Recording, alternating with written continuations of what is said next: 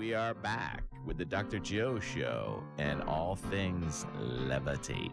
Yeah, so we were talking about the international group, the local talent. So you're putting together this concept that you were talking about with the kids, of people coming together and people doing something together and feeling part of a community. And this is what Levitate is. That's what it is. Simple concept. It's a wonderful Bringing people concept. together. So simple, right? But so powerful. Yeah. And the local thing was, we have that opportunity now that we have more local acts than ever. Even than in the first year, there's more local bands. So this yeah, year. the Elevators this year, right? Yeah, one of my favorite current bands right now. Right, and we can get all our buddies' breweries in now, which is nice. And I think we have 110 art vendors that are all local or regional. Some come from all over New England, but these people are coming from all this. We've already sold tickets to all 50 states, but they don't want to come here and see some homogenized music festival. They want to see what Marshfield and this area is all about. Right, and that's why they keep coming. I think because we just do what we were the original intention. And so, are you getting support from the town yet? I mean, they've been incredibly lucky. We have a great relationship with the town because we could never do it without the support of the town. Right. I mean, it's got to be great for business for the town. I mean, coming in for a weekend and all that tourism and the visibility and Well, you've seen the billboards on the interstate highway, right? Going into Boston. Marshfield, Mass, July 7th and 8th. Yeah, it's great for the town. It is, but it's also like a lot of work to get it ready and safe. And we've been fortunate that the town's worked with us to facilitate that. You can see some towns around here not doing that. I can see a lot of towns not doing that. Where Marshfield, the government of Marshfield's amazing. They want this cool stuff to be here, and they help make it possible. You see, that's part of the community that we're building too. Well, we had our wonderful guest, Chief Tavares. He's an amazing human being, and he's obviously a big supporter of Dan's and wants to help. I met with the chief today. Did you? Doing the security plan. We've been working on it for 3 months. That's so cool. And a lot of police chiefs might be like, I don't know, there's too many risks. But you talk to him after, and he's like, you know what? It's a very peaceful group of people. There is virtually no arrests. Maybe a dehydration here and there, but it's all people coming together with good intention, right? I mean, no one's coming there to start fights. That's not what you're going to see at the Levitate Music and Arts Festival. Right. I mean, we've got so many different parts that are moving that we're talking about tonight, but this overarching idea of community. Yeah. Was that something that Bob Pollard started, or was that something that you began to? No, that was Bob. That was his thing from the start. Yeah. That's why he would talk about that when I was working there when I was 17. And how did that appeal to you? I mean, what was going on in your life? That there you are, 14 years old, you're busting tables and doing some surfing and. Why was I into it? I guess I was into it because of him, because of Bob, because he was my mentor. And first adult that I could communicate with. And that was kind of like real with me. So I was fortunate to have that because I think a lot of kids don't have that. And then, I thought surfing, I love surfing. I like traveling, like Bob encouraged all that. He was a good role model. He really was, which was great. Yeah. And then I just thought Levitate was cool. Like I liked the name Levitate. I liked the logo. I liked the shop. I liked the people that came in the door. And so I just loved it. It's remarkable. And that moment where you were approached to take it over, what was that like? I distinctly remember I was sleeping on a couch in California. Okay, great. In Santa Barbara. Yeah. And I was should have been in my senior year of college. I was going to University of Hawaii, but I was doing I was with a friend working in California and kind of slowing down on the school side, which I did finish up. But we just want to put that out. Okay. Right. Just want to let people know. I finished it up right before my younger brother almost passed me. Nice. That's always a good incentive. Yeah, right. Yeah. So But yeah, she just called and explained the situation, and I kind of knew what was going on. And there was this enormous outpouring of support for Levitate when Bob passed away, because I think the community wanted Levitate to succeed. They wanted to be there. They wanted to support Amelia and the kids that were left that were Bob's children and Amelia's children. And eventually, though, 18 months later, the economy tanked, and people, it just wasn't there. I don't think financially anymore.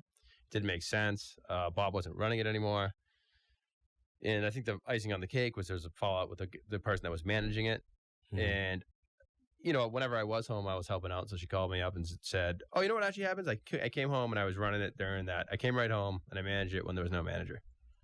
And I think she was thinking on what to do. And then she said, I'm going to get rid of it or close up, or if you want to take it over or buy it or whatever. So we worked that all out, and then I just dug in and started trying to dig it out of debt. And I was young. I mean, I was still sleeping at my older brother's place or at my parents' house, so I didn't need it to be financially successful. And I just grinded it out for years. And many years. Did you have a sense of business, how to run a business, or I mean, how did I was always interested in it. Like I went to even on when I was younger, I always had little entrepreneurial pursuits. I was a paper boy or whatever it was, selling rocks or flowers, whatever. And I did all that stuff. And then I always had a job from when I was probably 12. It's grade lobsters in Hummer Rock at the Lobster Pound. And then, then I worked at the Mill Wharf. And even working for Bob, I wanted to make it work. I wanted the place to succeed. And I was always paying attention to everything in the business world. So you were involved in some of the hardcore business?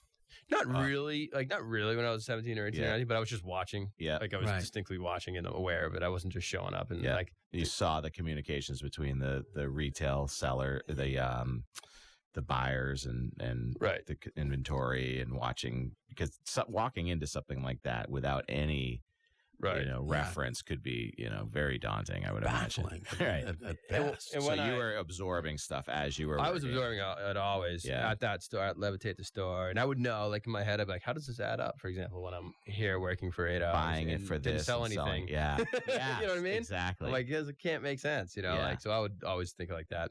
Or maybe today was great, But and then when I was in college, I went to school at University of Hawaii, and I worked for a guy named Liam McNamara, who's a professional surfer, and he had a surf shop, and he was an incredible businessman.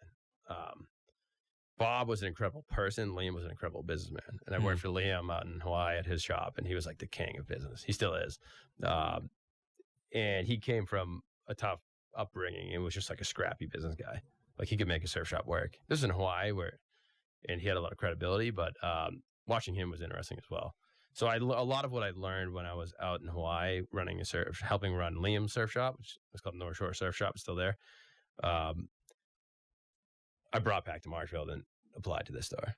Was he helpful? Did you use him as someone to lean on as you were building up Levitate, or? A little bit. I still call him. I still talk to him. I would call him and ask, but he was kind of more like I don't know, just a guy I'd watch. I could call. Yeah. More of a businessman than a good person. More of a good person. He's a bit of a cactus, I hate the guy. I still tell him that to this day. Yeah. I can imagine that it was kind of more competitive to have a surf shop in Hawaii. Was it? Yeah, absolutely. Right. But more potential customers, more tourists, and here was what was appealing to me here is there was a real soul to this surf shop. Yeah. We weren't just fighting over tourists, this was a real community surf shop, like a surf shop you'd see on the corner of California in the 1960s, Yeah. So I like that a lot. And there's a lot of room for improvement in it from a business perspective. Yeah. That was evident to everybody. Right. Bob wasn't known for his business prowess. He was known for being a great guy. Right. It's interesting because we've had, an entrepreneur kind of flavor to things, and there's a reason for that. It's because you're here. Yes. Right. But I'm interested in the psychiatry and the psychology behind it. Yeah. So what's the passion? I mean, we've had other folks coming in wanting to make big business for various reasons. Is it more than just the legacy? I mean, and go ahead. So what? Why do we do it? Yeah. Well, it evolves over time for different reasons. One, I think it's a good thing. Yeah. It's something I feel good about doing every day. Some days it's a pain in the butt, but it's still, every job is a pain in the butt, you know? I'm really glad you said that because we don't have a time delay on this, unlike the Tony Awards. Yeah. So, you know, there's that. There's the alternative. You know, I was out of college in 2008 where all my buddies were said to go to the best college you can go to, get strapped up with student debt, and you're going to get this amazing finance job. And those were not there for my peers. Mm-hmm. They didn't even exist anymore. So there was no alternatives. Well, there was alternatives. There's certainly alternatives, but mine was like, although mine was great, mine was fun. It made no money. It wasn't like, I'd rather have fun and make no money than do something I didn't like and make no money. Yeah. Yeah. Sure. So that was the reason. And then finally it started to click a little bit. I ended up like, it was, you know, it finally kind of turned the tide a little teeny bit. We got a little bit motivated.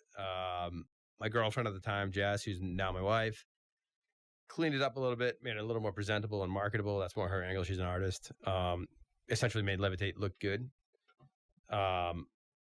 And it started to work a little bit. And then eventually it was just a function of life where originally we wanted to do it so that we can go surfing in the winter. We wanted to go to Costa Rica in the winter. Like if our Christmas season was good enough that we could go away, we were psyched.